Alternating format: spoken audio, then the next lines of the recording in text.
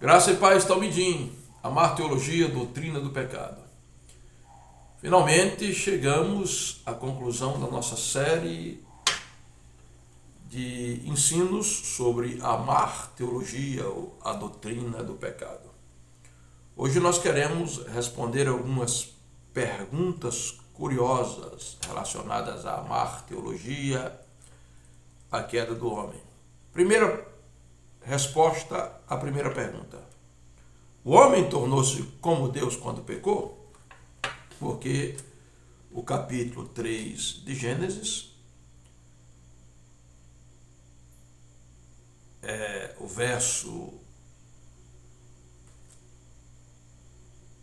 5, a proposta de Satanás incorporado na serpente é que Eva e, consequentemente, Adão tornar-se-iam como Deus. Veja, essa proposta era tornar-se como Deus em essência, em divindade. O que a serpente está instigando e fomentando no coração de Eva é o desejo pela deidade, pela divindade. E eu pergunto, quando o homem desobedeceu e pecou e comeu o fruto, ele tornou-se como Deus em essência, em deidade, em divindade? Ele se tornou divino? Não. Mas tornou-se como Deus, sim, em consciência. Está escrito em Gênesis 3 e 22, o próprio Deus dizendo: Então disse o Senhor Deus, eis que o homem é como um de nós, sabendo o bem e o mal. Ora, pois, para que não estenda a sua mão, tome também da árvore da vida e coma e viva eternamente em pecado, um eterno pecador, como no caso de Satanás, vive agora em um corpo pecaminoso eterno. Deus o colocou para fora do jardim, mas o que Deus disse que o homem é como um de nós, ele é como a trindade, conhecendo o bem e o mal. Ele é como Deus agora em consciência, não em essência. O homem agora conhece experimentalmente o mal. O mal agora está intrinsecamente arraigado na essência, na natureza do homem, e ele experimenta as consequências do mal moral, que é o pecado. Então, sim, o homem torna-se como Deus, não em divindade ou em essência, mas em consciência, em experimentar, tanto na consciência como na experiência, a malignidade do pecado ou mal. Outra pergunta é: Adão e Eva morreram ao comer do fruto proibido? Porque Deus disse, no dia em que você comer, você vai morrer, Adão. E a serpente questionou, é certo que não morrereis?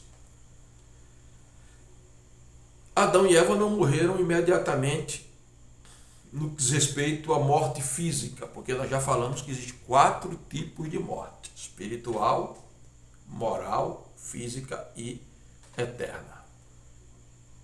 Deus disse que eles morreriam e eles morreram, sim. Morreram em primeiro lugar fisicamente, em segundo lugar, espiritualmente, aliás, em segundo lugar, moralmente. Espiritualmente, eles perderam a conexão com Deus. Eles experimentaram aquilo que está escrito em Efésios capítulo 2, mortos em delitos e pecados. Então eles morreram, sim, espiritualmente. Moralmente, eles se tornaram degradados no seu caráter. Eles experimentaram a depravação total.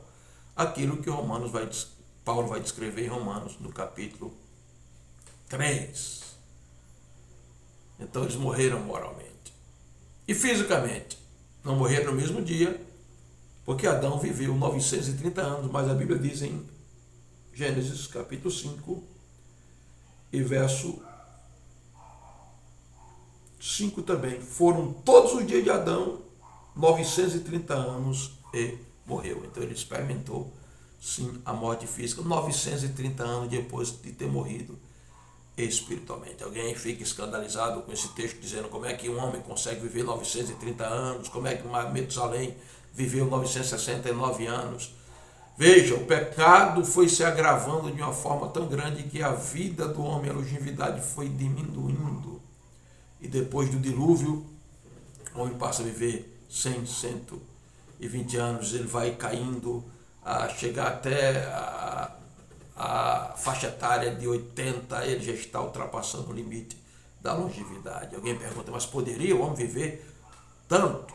Ora, Adalto Lourenço, um cientista físico, descobriu que existem alguns mecanismos de longevidade no nosso organismo, faz parte do nosso cromossomos, chamado teromenos e teromenases, que eles são responsáveis por aumentar a nossa longevidade. E de acordo com estudos científicos, antes da Pangeia, antes do dilúvio, o sistema hidrológico da Terra permitia que esses teromenos e teromenases trabalhassem de maneira que a pessoa pudesse alcançar uma longevidade gigante.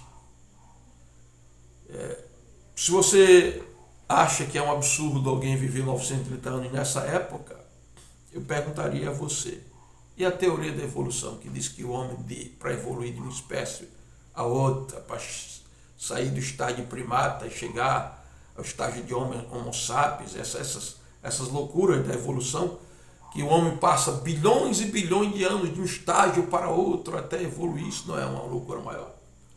No reino animal você vai ver, por exemplo, animais como a tartaruga que vivem 500 anos.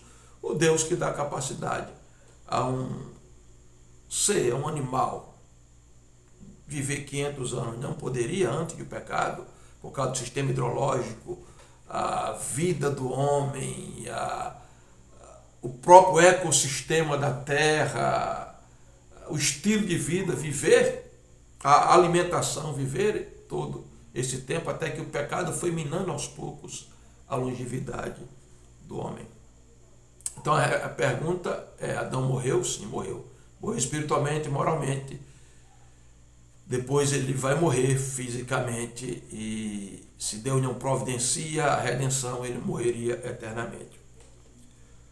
Outra pergunta é, Deus sabia onde Adão estava quando o procurou no Éden? Alguém vai dizer, sabia, Deus é onisciente. Mas no capítulo 3, verso 9, a Bíblia diz, então chamou o Senhor Deus a Adão e disse, onde estás? Sabia ou não sabia? É claro que sabia. Então por que pergunta? Isso aqui é chamada pergunta de retórica.